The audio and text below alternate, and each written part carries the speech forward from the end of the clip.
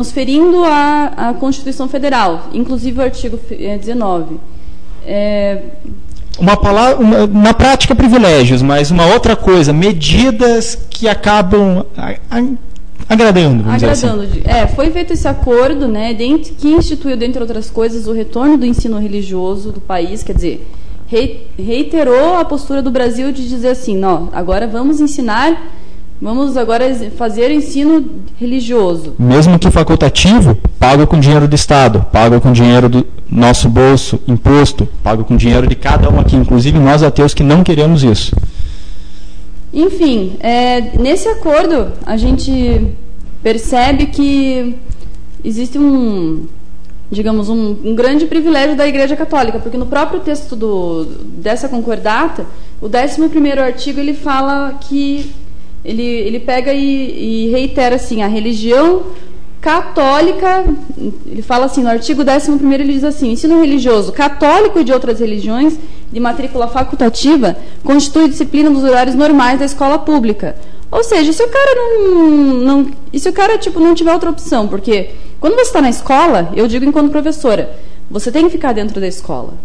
Você não pode sair da sala de aula.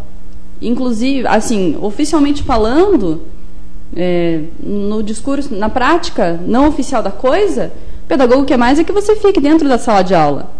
E se tem um ateu que se sente ferido com essas aulas de ensino religioso, que na verdade muitas vezes é proselitismo religioso. Nem precisa ser ateu. Imagina uma professora evangélica dando aula para alguém que é dessas religiões afrodescendentes.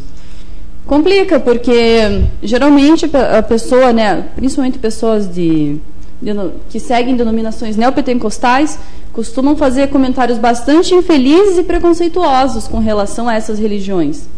Não que eu vá defender, porque eu acho que toda religião é irracional, é baseada em preceitos e dogmas. Mas, pior ainda, né, pior do que você... digamos, quer dizer, não que seja ruim, né, você criticar a religião, a gente passa do pressuposto que criticar a religião é uma coisa ruim. Não, você está criticando algo que não é lógica. Temos uma ligação aqui, vamos atender. Boa noite, com quem eu falo? Com o Guilherme. Oi, Guilherme, pois não? Prazer. Oi, então, eu queria comentar sobre essa questão do Estado laico. É o seguinte, bom, aqui no Paraná, pelo menos, eu sou de Curitiba, e aqui no Paraná, pelo menos, o Estado, ele é claramente não laico, né? Porque é nítido em todos os documentos, na Constituição do Paraná cita Deus, Deus é citado, né? Isso é algo que vai contra o Estado laico, né? As próprias sessões da Câmara Municipal de Curitiba e da Assembleia Legislativa do Paraná, elas começam com o presidente falando sobre a proteção de Deus, iniciamos essa sessão. Então, mas que Deus que eles estão falando, né? A gente sabe que é o Deus cristão, a gente sabe que é o Deus dos católicos e dos evangélicos, né? Então, isso é um desrespeito não só com a gente que é ateu, mas também com as pessoas que têm outras religiões, né? Que não acreditam no Deus cristão. Então, eu acho que isso é um abuso do Estado, né? Isso deveria mudar, mas para mudar isso é muito difícil, né? E eu acho que a gente falar sobre isso é o primeiro passo para mudar isso. Justamente, você acabou de citar da Assembleia do Paraná, contrariando a Constituição Federal. Existe na questão do direito a hierarquia de lei, né? Constituição Federal, as constituições estaduais e municipais. Ela está sendo ilegal. Eu gostaria só de dizer que existe. Eu lembro de uma campanha que o Banco do Brasil, um gerente quis retirar o crucifixo de parede. E simplesmente não aceitaram que fosse retirado. Teve uma prefeitura, não lembro exatamente o nome, qual prefeitura, em que chegou a processo judicial, se era para ser retirado ou não. Ou seja, existe uma resistência, muitas vezes de uma bancada evangélica, que não aceita que se faça, que essas menções a Deus sejam retiradas. E para se contrariar essa bancada evangélica, você acaba tendo que ter um peso político, você acaba tendo que ter uma força política para mostrar, existe um grupo razoável de pessoas que está interessado em mudar isso que não agrada. Você, por exemplo, você sabe... É o seguinte, como a gente vê, assim, nas escolas, a legislação brasileira, ela permite e até exige, né, o ensino religioso, né? Ela diz que as escolas precisam ter ensino religioso, mas a legislação, ela é clara nisso, um ensino religioso não confessional, né, sobre religiões, mas sem impor nenhuma religião, né? E isso é aceitável, né? Afinal, existem várias religiões, mas como o Estado, ele protege o Deus cristão, o cristianismo, então existe veladamente uma força muito grande para promover o cristianismo dentro das escolas, né? Isso é uma coisa muito errada, né? Inclusive, recentemente divulgaram uma pesquisa falando justamente sobre isso de ensino religioso e denunciou-se justamente essa questão de que estava havendo um ensino confessional, estavam defendendo uma religião, né? E isso é errado, isso não pode acontecer, né?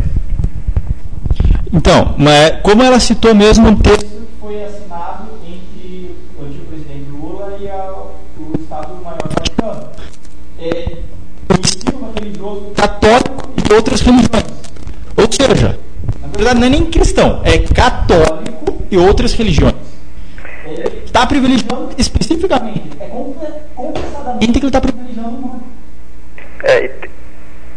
Alô? Alô? Oi. Não, e tem uma outra questão que eu queria comentar no programa, que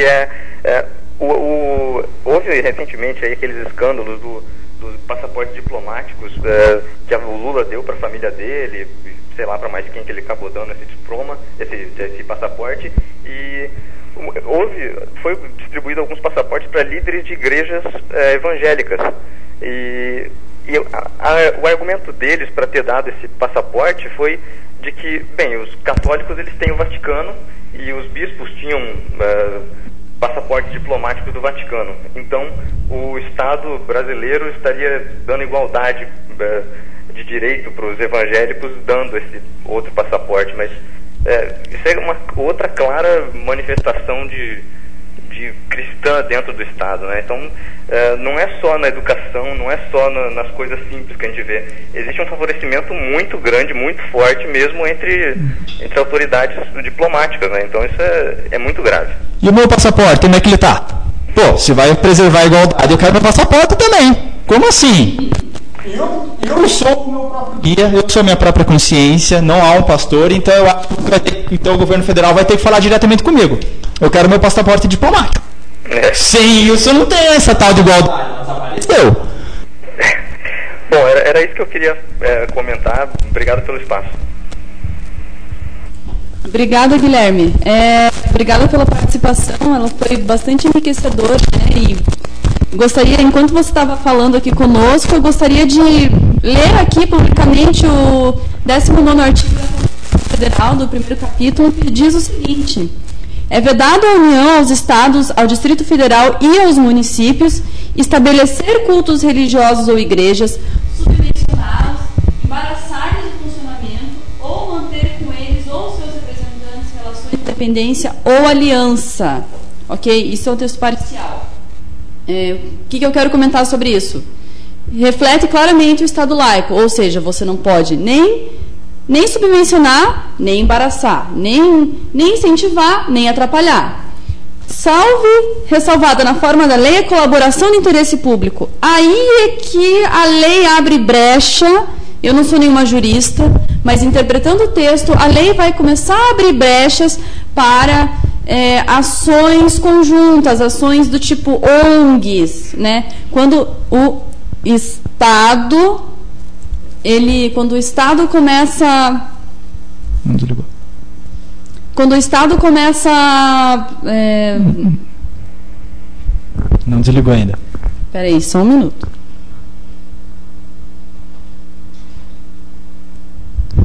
Bem, quando o Estado começa digamos, se isentar da sua responsabilidade e, digamos, jogar nas costas de outras instituições.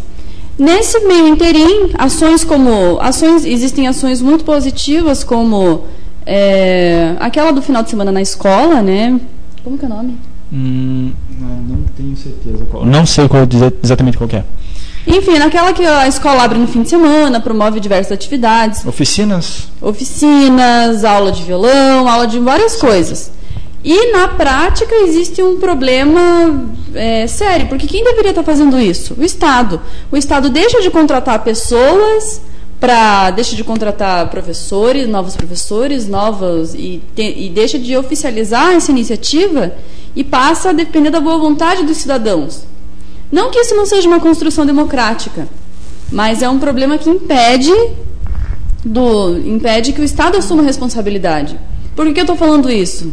Porque muitas vezes as igrejas acabam fazendo parte desse tipo, tomando partido dessas ONGs. As igrejas começam a fazer centros de formação, grupos de jovens, né? Iniciativa muito boa, mas que na prática isenta o Estado de tirar o jovem da rua, por exemplo. Isenta o Estado de dar uma formação plena. Não que seja única e exclusivamente responsabilidade do Estado formar os jovens. Não é. Mas está na Constituição, na Lei de Diretrizes e Bases, que a educação deve ser universal e para todos. E educação de qualidade.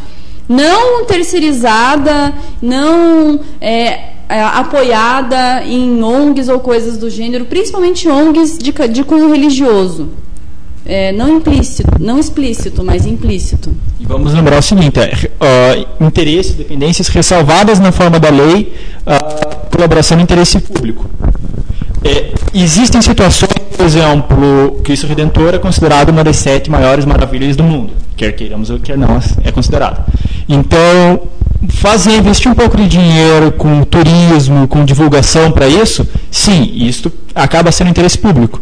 Só que para isso ainda existe um limite. Tudo existe um limite. Se a gente deixar na mão de religiosos para fazerem essa verificação de se passou o limite ou não, nós que temos que estar de olho, ver quando que a bancada evangélica acabou passando os limites nas próprias vontades, quando, por exemplo, tem alguma irregularidade de financiamento. Por exemplo, existe uma coisa que não se pode uma religião ter empresas como uma rede de TV, mas na prática existem perguntas que, porque o que acontece? E vale lembrar também sobre a questão de discutir de aula sobre religião.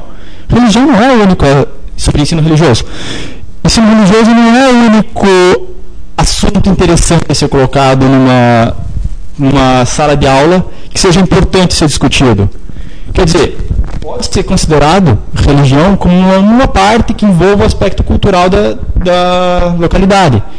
Mas se a gente não vamos discutir, se é considerado importante discutir religião em escolas, por que não se discute, por exemplo, política, não se discute sistemas econômicos, não se discute aspectos culturais? Aspectos constitucionais, legais. Por que não se discute sobre uma matéria específica para informar o cidadão, enquanto ele está na escola, sobre como funciona como se funciona todas as estruturas do Estado, para que ele possa, ao invés de ficar essa situação em que você não sabe a quem recorrer quando acontece algum crime, alguma situação que passou das leis e você viu, se um cidadão informado, ele poderia muito bem pressionar o Estado. Um cidadão informado, ele é uma coisa muito mais interessante citar como funciona a estrutura do Estado do que se discutir apenas religião. Um aspecto cultural importante, mas existem inúmeros aspectos culturais importantes para serem levados em conta. Por que religião? Porque, bem, você tocou num ponto muito importante da questão da educação do papel e do funcionamento do Estado. Dizem por aí, né, existem muitos teóricos a respeito de ciências políticas que falam que a burocracia é justamente o melhor instrumento para alienar a população de seus direitos, né? Ou seja, quanto mais burocrático, quanto mais trabalhoso quanto for para você conseguir esses direitos, né, mais o Estado vai exercer um caráter autoritário. E aí, para um Estado que exerce um caráter autoritário desse jeito, qual vai ser o nosso papel, assim, enquanto cidadãos, para ir nessa voz contra a própria Santa Sé? Existem ações diretas de inconstitucionalidades promovidas, né, por procuradores da República. Até agora não se sabe